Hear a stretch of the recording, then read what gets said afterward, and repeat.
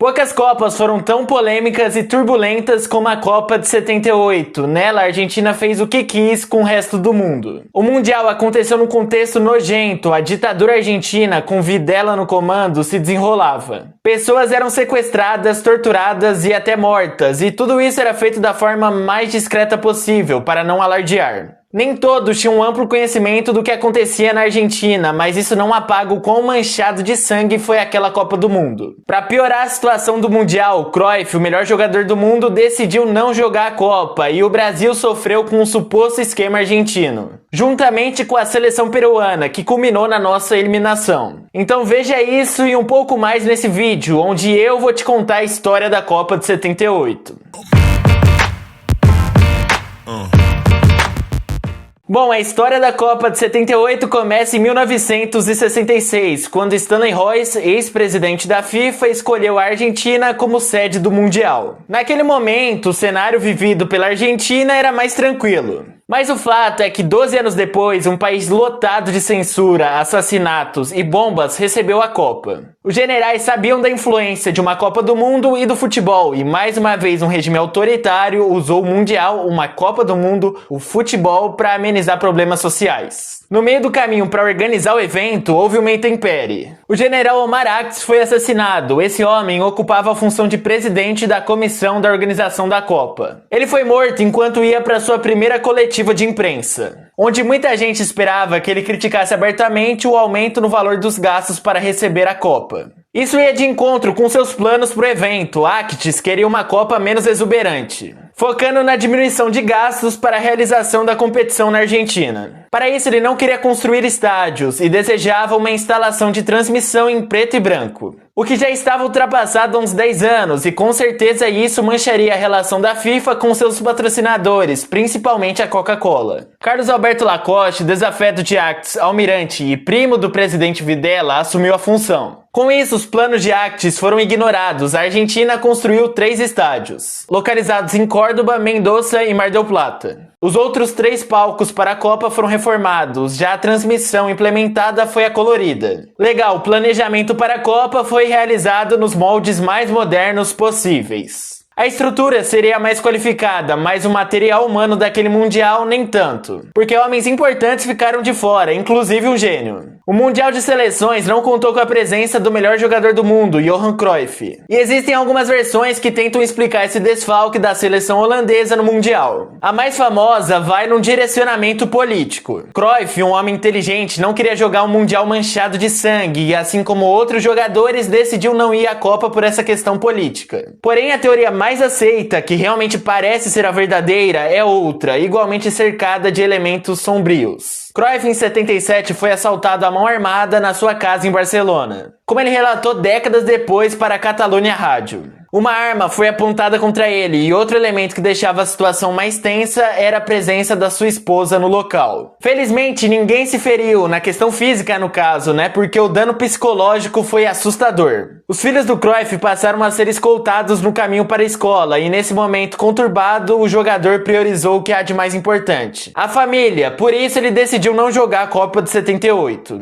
Um desfalque imenso, que com certeza tirou o brilho de um Mundial já fosco. A seleção holandesa tinha uma visão agridoce quando se tocava no tópico Copa do Mundo. Em 74, mesmo com um futebol encantador que ficou conhecido como futebol total, a Holanda amargou o vice do Mundial. Mas não dá pra falar que essa perda foi um fracasso, até porque antes disso a Holanda não tinha tradição nenhuma em Copa do Mundo, marcando presença apenas nas edições de 34 e 38, sem muito destaque. Em 78, a seleção holandesa tinha a chance de transformar uma geração talentosa em uma geração também vitoriosa. O empecilho era a falta do Cruyff, juntamente com o desfalque do Willem van Hanegem. Nesse cenário desfavorável, a seleção holandesa não apresentou o mesmo rendimento de 4 anos antes, e penou para se classificar na fase de grupos. Os holandeses na estreia venceram um fraco Irã por 3-0, com um hat-trick de Hensenbrink, com 2 gols de pênalti. No segundo jogo, os europeus não saíram do zero contra a seleção peruana, conseguindo apenas um empate sem gols contra uma seleção que prometia dificultar a vida das grandes potências, já que ela tinha um bom time e contava com o craque Teófilo Cubidias. Na terceira partida, os holandeses enfrentaram a Escócia, num jogo movimentado onde os escoceses triunfaram por 3-2. Por sorte da Laranja Mecânica, ela conseguiu se classificar em segunda, ficando à frente da Escócia por conta do critério do saldo de gols. Mas isso não era motivo para comemoração, a Holanda não era mais a mesma, praticando um futebol moroso.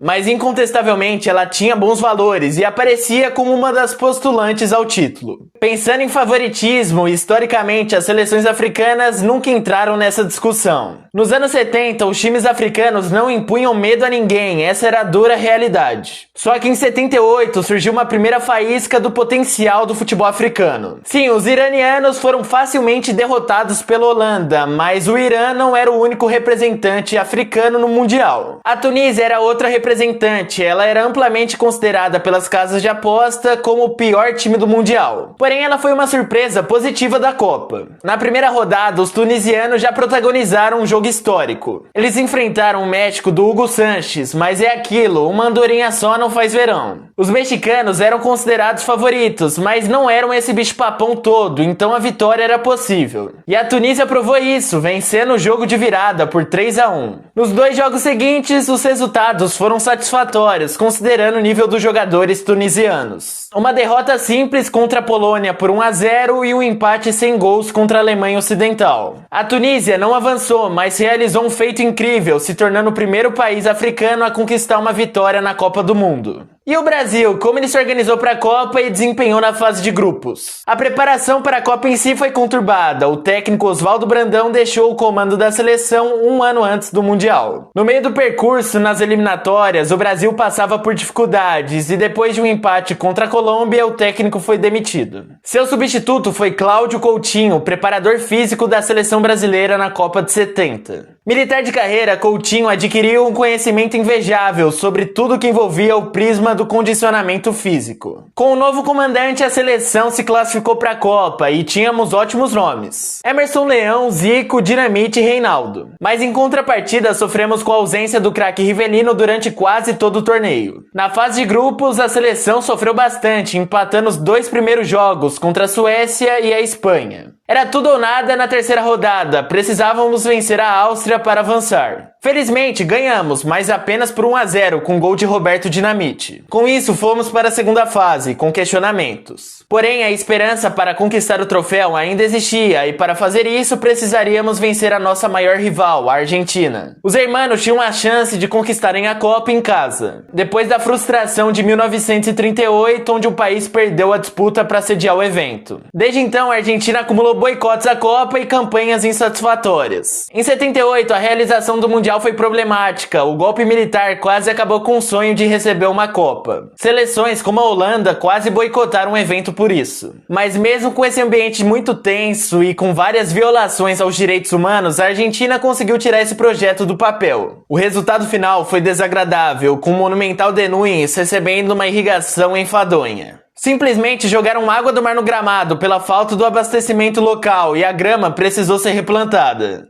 Complicado, de qualquer forma o Mundial aconteceu. E a seleção argentina, mesmo com todas essas questões complicadas no extracampo, aparecia como uma das fortes candidatas ao título. Além de ter um 12º jogador, a torcida, e até um 13º com um juiz ao seu lado, o time argentino era muito forte. Filiol, Passarella e Kempes, só por esses 3 nomes dá pra visualizar que essa Argentina era bem forte. César Menotti, ex-jogador, era o treinador. E ele até podia ter convocado um jovem Maradona de 17 anos, mas o treinador considerou o garoto muito inexperiente. Na primeira fase, a Argentina venceu os 2 primeiros jogos por 2-1. No segundo, contra a França, houve uma polêmica na marcação de um pênalti a favor dos hermanos, mas nada tão escandaloso. No último jogo da fase de grupos, os donos da casa perderam para a Itália por 1-0, mas se classificaram sem sustos. Ainda falando sobre esse grupo, a França, já eliminada, enfrentou a Hungria, também desclassificada.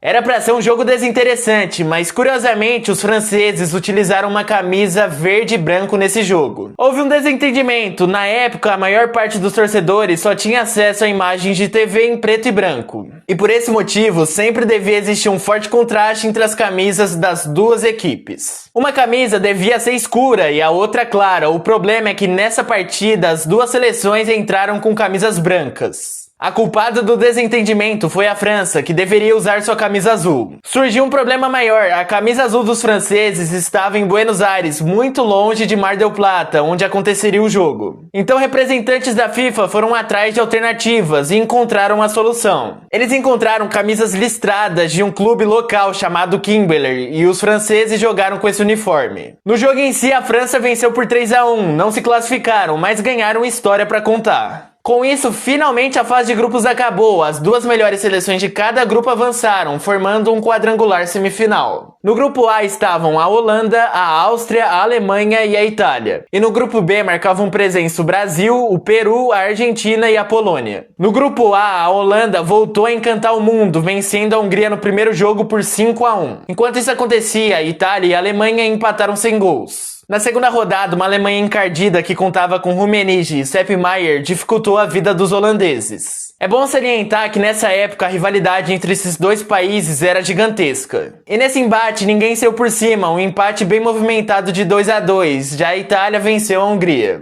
Tudo estava em aberto na terceira rodada, 3 seleções podiam se classificar para a final. A Alemanha tinha que vencer e torcer pelo empate entre Itália e Holanda e ainda rezar pelo saldo de gols. Já essas outras duas seleções dependiam de si mesmas. No Monumental de Nunes, as duas seleções se degladiaram pela vaga na finalíssima. Os italianos assumiram a frente no marcador após um carrinho de Ernie Brands contra a própria meta. Mas mostrando resiliência, os holandeses viraram o jogo. Brands se redimiu e empatou o jogo com um golaço fora da área, e Han fez outra pintura de muito longe. A Holanda melhorava conforme a competição ia se afunilando e mais uma vez marcou presença numa final. Já no grupo B, Brasil e Argentina lutaram ferrenhamente pela vaga na final. Os dois venceram o primeiro jogo, se enfrentaram e empataram na segunda rodada e lutavam pela classificação na última rodada. No meio dessa disputa acirrada, o Lacoste usou da sua influência e agendou o jogo do Brasil contra a Polônia para antes do jogo da Argentina. Assim, os argentinos já jogariam sabendo do resultado que precisariam para jogar a final e o preço do suposto suborno que eles pagariam aos peruanos. O Brasil ganhou dos poloneses por 3-1 e a Argentina dependia de uma vitória por 4 gols de diferença para ultrapassar a nossa seleção. A questão era que a seleção peruana era um time competente, um adversário chato que tinha se classificado em primeiro no grupo da Holanda. Mas é claro que os hermanos deram seu jeitinho brasileiro. Foi uma troca de farpas violenta. Enquanto a seleção brasileira alegava que os argentinos tinham subornado os peruanos, os argentinos contra-atacavam, acusando o Brasil de fornecer um incentivo à seleção do Peru. Um fator que inflava a discussão era a origem do goleiro do Peru. Ramon Quiroga, o personagem em questão, nasceu na Argentina. E mesmo naturalizado, existia uma suspeita que Quiroga ainda possuía um certo sentimento pelo seu antigo país. Outra coisa muito suspeita foi a utilização de determinados jogadores. Raul Gorriti foi um desses homens. Quando seu país perdia por 2-0, ele entrou no lugar de José Velázquez,